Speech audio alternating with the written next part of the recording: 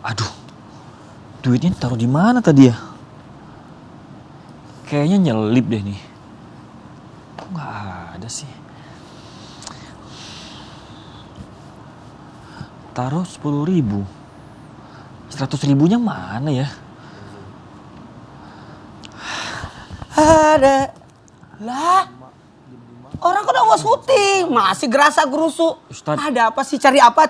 Ini nih. Iya Ustadz ini. Ustadz tapi duit saya hilang 100.000. Tadi tuh saya sedekah 10.000. Terus yang 100.000-nya nggak tahu slip di mana. Ngapain juga yang disedekahin yang 10.000? Harusnya yang bagus, yang banyak, yang terbaik. Iya. Makanya hilang. Ingat ya? Sedekah itu tidak bikin orang miskin. Iya maaf Ustadz. Kenapa memang pilihannya 10.000? Padahal ada yang 100.000. Akhirnya hilang kan? Ya udah kalau gitu gini aja. Kita bahas aja Ustadz hari ini gimana. Biar jemaah di rumah juga pada tahu nih. Supaya tidak terjadi seperti Rian ya. Iya bisa dibilang Kita gitu angkat Ustadz. tema aja. Oke, berbagi gak bikin rugi kok.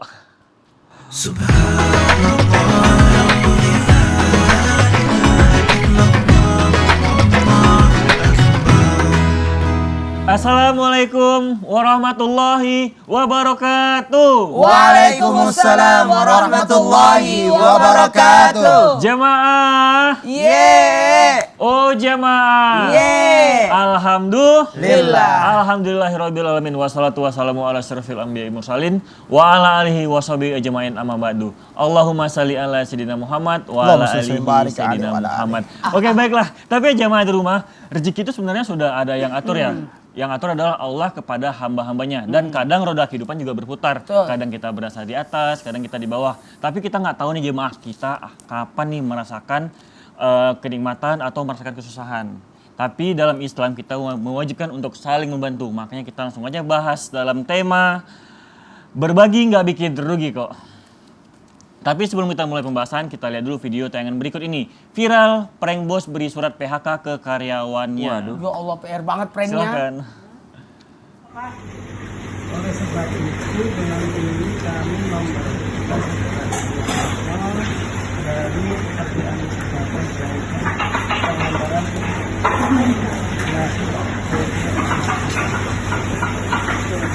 Maaf ya Pak. Jadi Bapak belum habis bacanya Pak. Baca dulu Pak. Hah? Baca dulu Pak. Oh baca dulu. Bapak ada salah apa nih Pak? Pak baca dulu. Kan?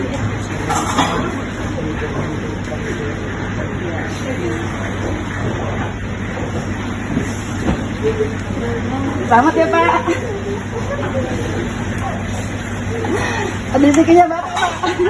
Insya Allah bahagia banget sebenarnya Bapak itu ya. Tapi ya Ustaz, Kan di sport jantung dulu. Karena di prank dulu kalau dia dipecat dan di PHK. Bener. PHK. Tapi terus tiba-tiba dikasih hadiah umroh. iya, tapi Masya itu biasa Allah. pasti nangis banget gitu kan Ustaz. Tapi zaman sekarang ada aja ya, maksudnya mau memberikan sesuatu aja harus di prank dulu.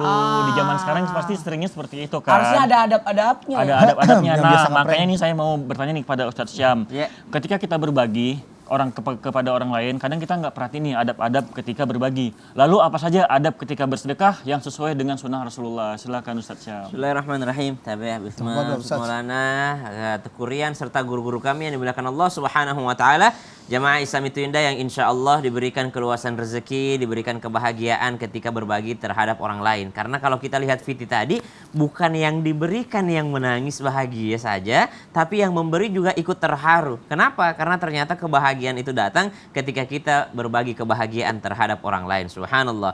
Alhamdulillahirabbil alamin wassalatu wassalamu ala asyrafil anbiya'i wal mursalin sayyidina Muhammadin wa ala alihi wa sahbihi ajma'in. أصبحنا وأصبح الملك لله رب العالمين سبحانك لا علم لنا إلا ما علمتنا إنك أنت العليم الحكيم رب اشرح لي صدري ويسر لي أمري واحلل عقدة من لساني يفقهوا قولي واجعل لي وزيرا من أهلي آمين آمين آمين يا رب العالمين. Jamaah Islam itu indah yang dimuliakan Allah Subhanahu wa taala. Kalau dikatakan adab dalam bersedekah, maka di dalam Al-Qur'an disebutkan ba'da naqul a'udzubillahi minasyaitonir rajim.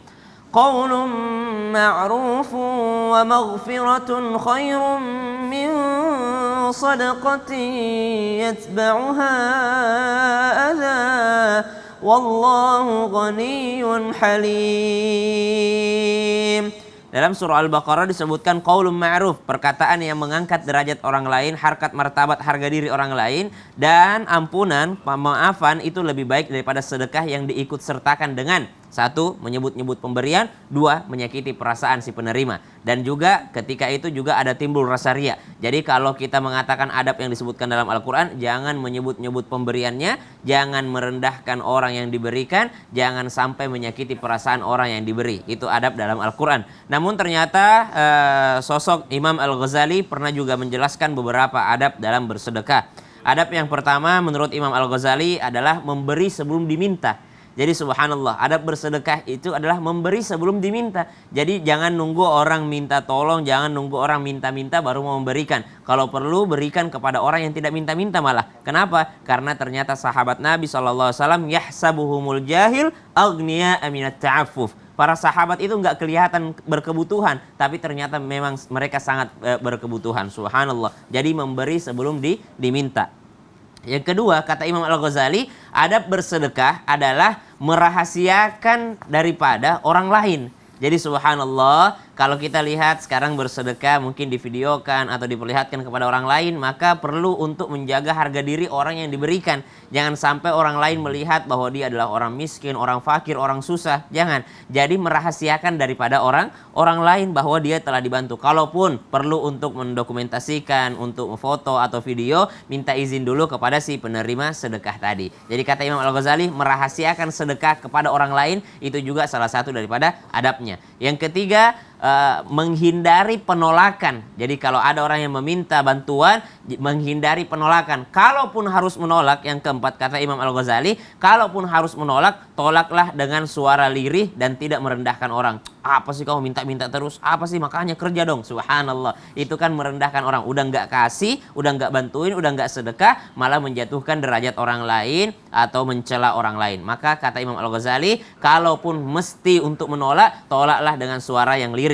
Dan ini yang sebagai kesimpulan dari Imam Al-Ghazali, bahwasanya Imam Al-Ghazali mengatakan kalau ada perasaan setelah bersedekah mengatakan kayaknya nggak pantas orang itu saya sedekahkan, kenapa saya sedekah kepada dia ya, maka jangan pernah untuk menarik kembali sedekahnya. Kalau udah terlanjur dikasih, jangan pernah kata Imam Al-Ghazali untuk menarik kembali walaupun engkau merasa bahwa engkau salah target sedekahnya. Wallahu ta'ala. Masya Allah. Berarti ya Ustadz, kita bersedekah tuh kalau perlu nggak perlu tahu yang lain lah. Jadi sembunyi-sembunyi aja karena biar tidak merendahkan yang diberi gitu. Iya, kalaupun harus dokumentasi karena mungkin laporan kepada donatur, itu minta izin dulu kepada yang diberikan. Oke, baik. Siap. Terima kasih Ustadz Syam. Nah, ini saya mau ke Habib nih, Bib. Boleh. Bib, terus kan kadang ketika kita ingin bersedekah nih kepada sesama, tapi mungkin sedekah kita itu salah sasaran, Bib.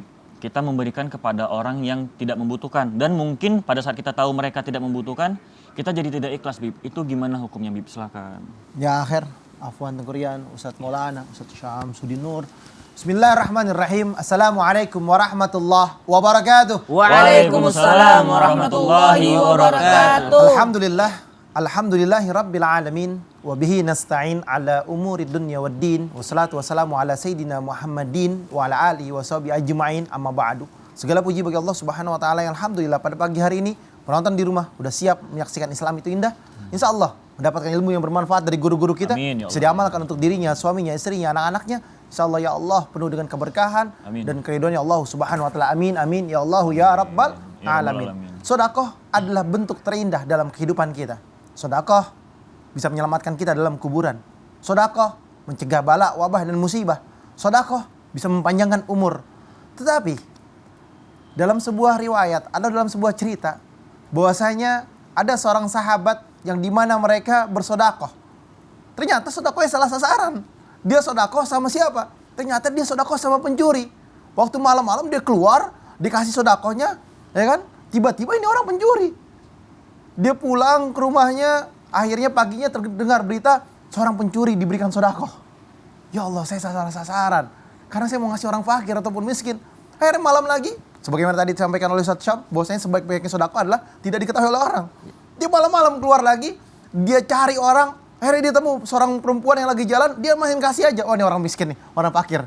Sampai dia pulang ke rumahnya, akhirnya singkat cerita, ternyata dia adalah seorang penzina. Akhirnya dia malamnya keluar lagi, dia kasih lagi, ternyata yang dikasihnya salah lagi sasaran. Orang kaya yang dikasihnya. Di sini dia ngadu kepada Allah, ya Allah aku sudah ngasih, aku sudah sedekah. Dan aku memberikan kepada seorang pencuri, seorang penzina, seorang kaya. Apakah sedekahku diterima? Dengan bisyarahnya bahwasanya Allah terima daripada sedekah tersebut. Allah terima daripada sedekah hamba. Hikmahnya adalah orang yang berzina dengan makan daripada yang halal menjadi sebuah keberkahan darinya dan tidak berzina lagi.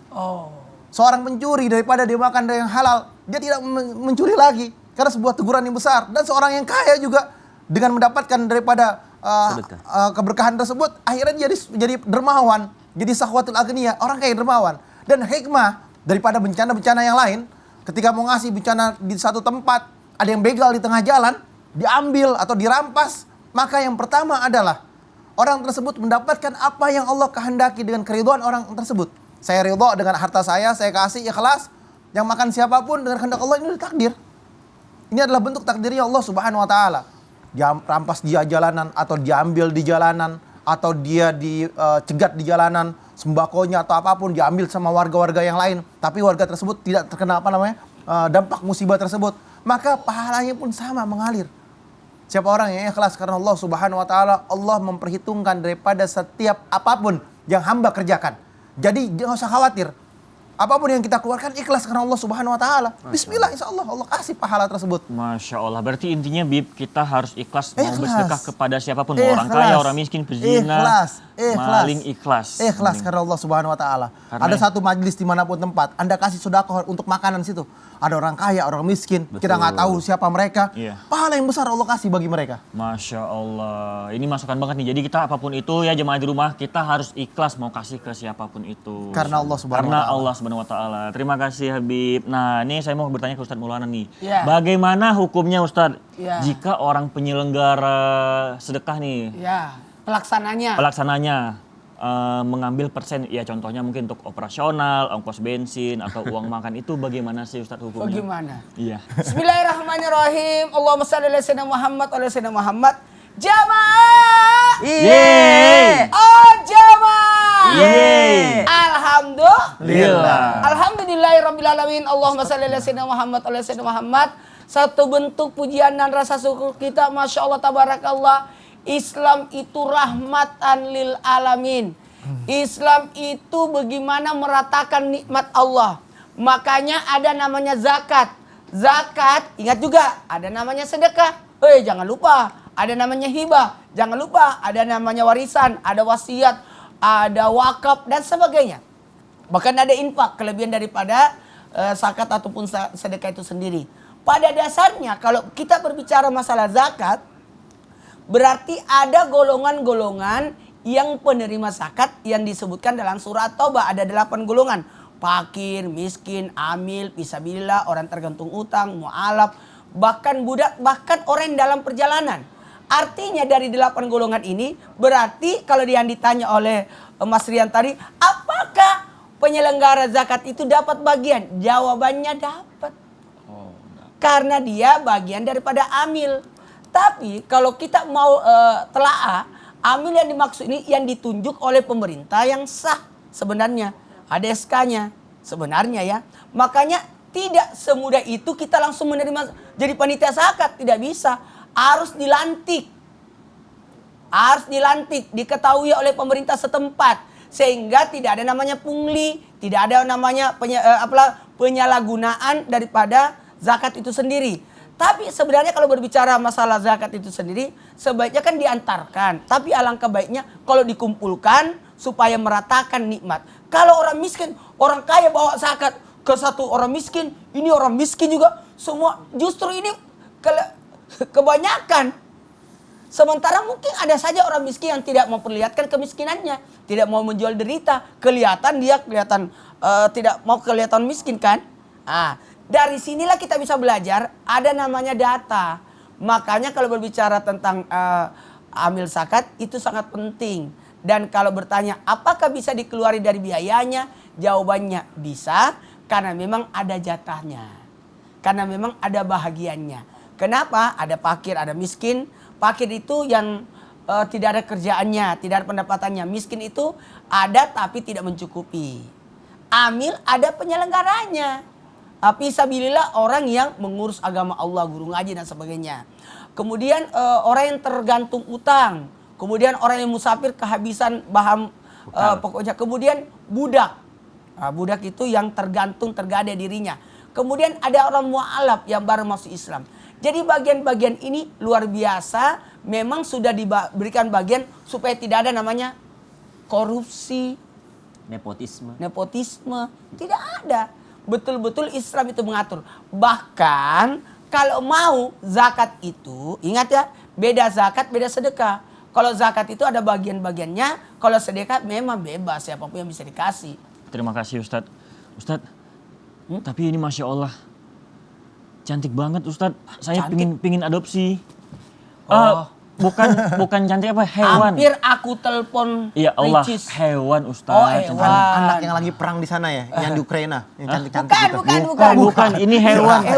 Hewan. Ustadz. Ini mau adopsi boleh nggak? Boleh nggak? Boleh milih-milih. Nggak milih-milih sih, tapi Ren milihnya kucing. Boleh nggak Ustadz?